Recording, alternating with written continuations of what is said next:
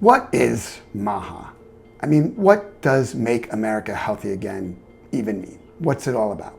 Yes, it's everywhere in the news, but is it gonna affect obesity rates in America? Certainly not within this administration's term. But a lot of the food policy and food changes they're recommending are good ideas and things that we should all be trying to advocate for, because it will make people healthier in the future, although it might take a generation or two. So the commission, which you can look up on the MAHA website if you're so inclined to do, has 4 main policy directives to reverse chronic disease in America. 2 of them are frankly contradictory to the cuts in the NIH and in the HHS, but we're not going to go there quite yet. So another point, reverse chronic disease. I mean, they're really just talking about obesity, and it's more obesity stigma that they don't use the name of it. But again, another topic for another day. So one of the priorities is to empower Americans through transparency and open source data and avoid conflicts of interest in all federally funded research, which is a goal that's worth having. Another is to prioritize gold standard research on why Americans are getting sick in all the health-related research funding via the federal government. So again, good ideas. Although the second bullet is a little bit, frankly, insulting, because it's like no one has ever done gold standard or unbiased science until now. I mean, I've done a lot of it, so it's not quite accurate. So now if you look at this screenshot from the website, and I've circled the important part in yellow, although don't judge me for my shaky hand on the computer screen when I traced it out. The president said that he wants to establish this commission that's not bought and paid for by Big Pharma. And I will charge them with investigating what is causing the decades-long increase in chronic illness. Again, not sure why he can't say obesity, but okay. And then I'll ask them to publish recommendations for how every American child can have a safe and healthy childhood. I mean, again, like no one's ever studied this before or been trying to do this for the past 50 or 60 years. It's a lot of bluster without much meat to it, but there are some important points to talk about. And clearly there's a bit of talking out of both sides of their mouth from the administration, because you can't cut NIH funding and HHS staff and ask for a disconnect from Big Pharma at the same time, because if the federal government starts to take away funding, who do they think is going to pick up the funding gap? It's going to be Big Pharma. But there are some things that we should talk about that are positives with the MAHA agenda.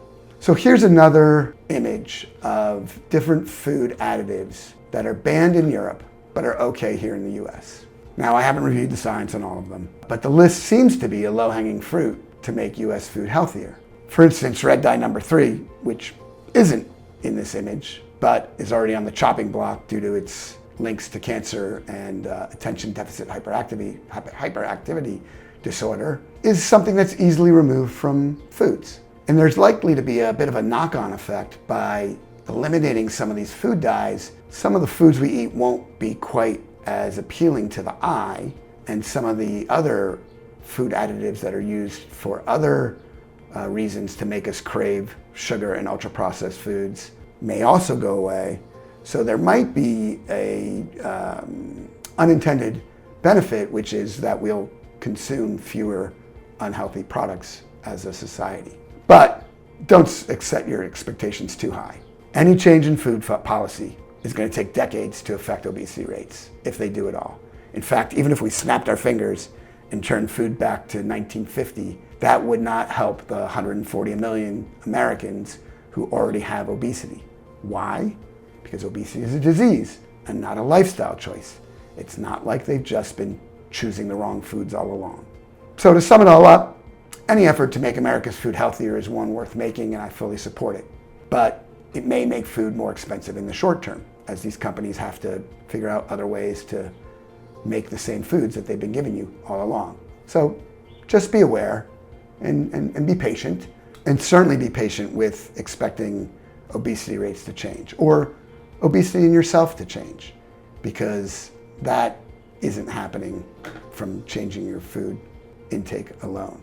And that really, I think, should be stressed by the MAHA movement, because they're setting themselves up for failure by promising these sweeping changes and this sweeping impact that just isn't possible to happen. So maybe we'll look back to this era 25 years from now and say, wow, that was great what we did because our next generation is so much healthier. But for me, it's really going to be about obesity treatment again, because obesity treatment is obesity prevention. Not only does it prevent obesity complications, but it's going to help stem the tide of the intergenerational transmission of obesity, meaning parents to their kids.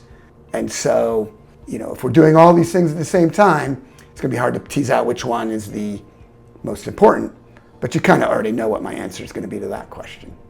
So if you want to learn more about any of this, intergenerational transmission of obesity, subscribe to the channel and you can find all these videos.